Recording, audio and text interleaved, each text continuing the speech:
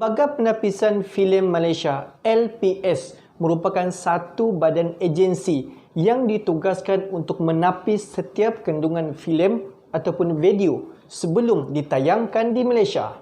LPS merupakan satu pertubuhan yang ditubuhkan di bawah Seksyen 4 Akta Penapisan Filem 1952. LPS ditubuhkan adalah untuk menjaga keselamatan negara dan kehormatan negara dan juga menjaga keselamatan rakyat daripada pengaruh buruk dan unsur-unsur negatif luar. Sejajar dengan tuntutan prinsip-prinsip rukun negara. PF juga merupakan satu badan yang bertanggungjawab dalam mengelaskan filem-filem yang masuk ke dalam Malaysia mengikut kesesuaian dengan masyarakat. Kelulusan LPF terbahagi kepada 4 kategori, di mana lulus bersih LB, di mana LB lulus bersih adalah tanpa ada agenda yang dipotong ke dalam satu filem yang dihantar kepada LPF. Di mana yang kedua adalah LDP, lulus dengan potongan, di mana filem yang kita hantar ada certain konten yang terpaksa dipotong yang tidak sesuai dipertontonkan kepada masyarakat umum. Yang ketiga, haram. Haram memang tidak sesuai ataupun tidak dipertontonkan di dalam Malaysia. Kategori keempat adalah ditolak, di mana dia ditolak oleh LPF tanpa semakan. Itu adalah serba sedikit tentang Lembaga Penapisan Filem Malaysia.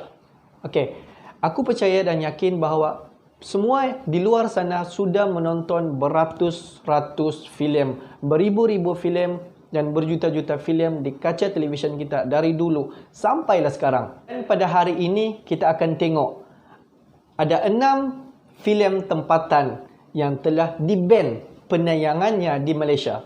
Jom kita tengok apakah 6 filem ini.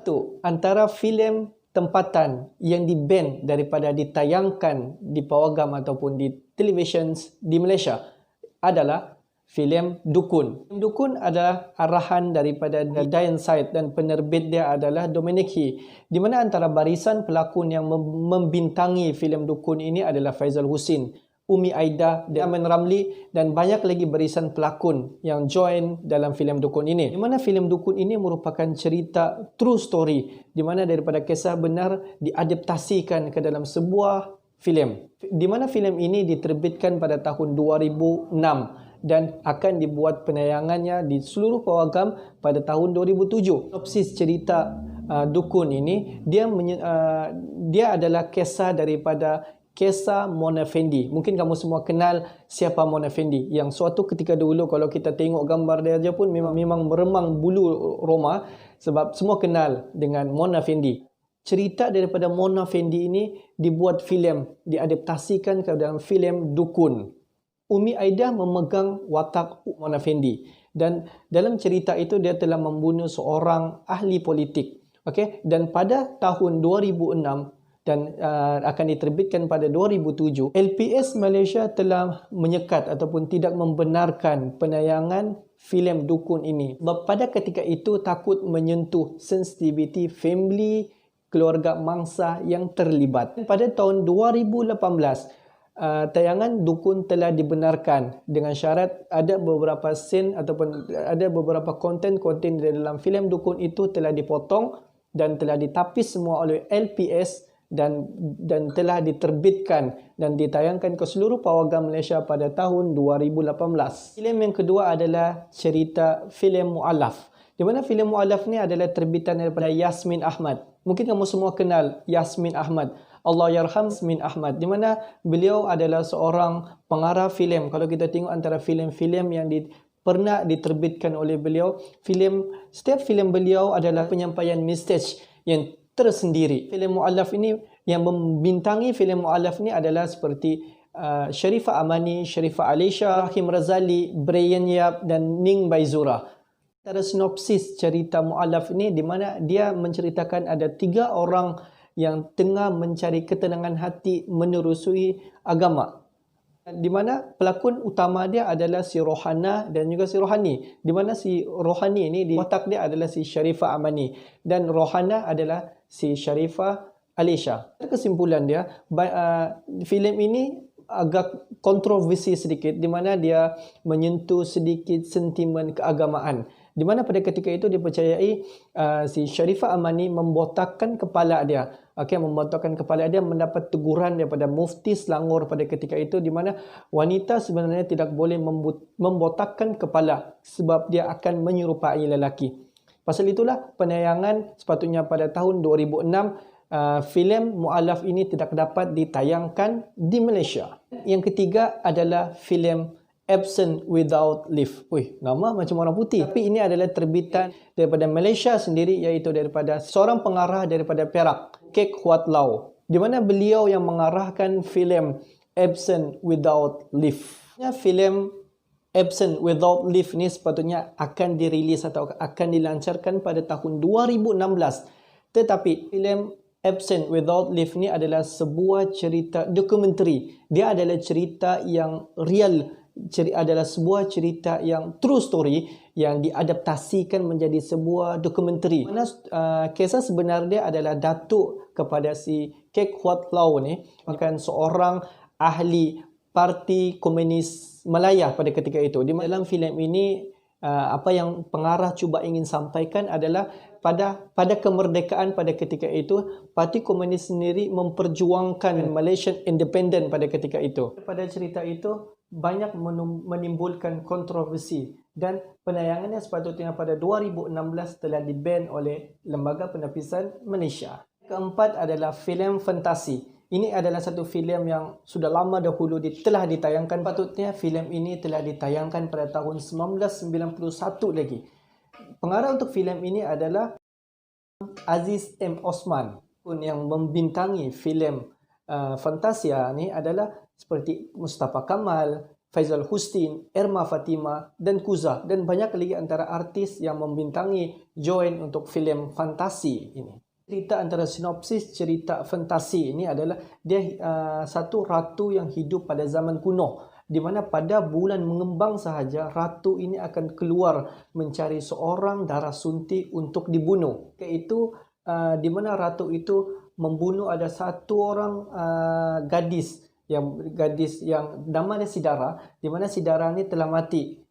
Dan pada ketika itu juga boyfriend ataupun kawan kepada Sidara ni juga telah dibunuh oleh ratu tersebut.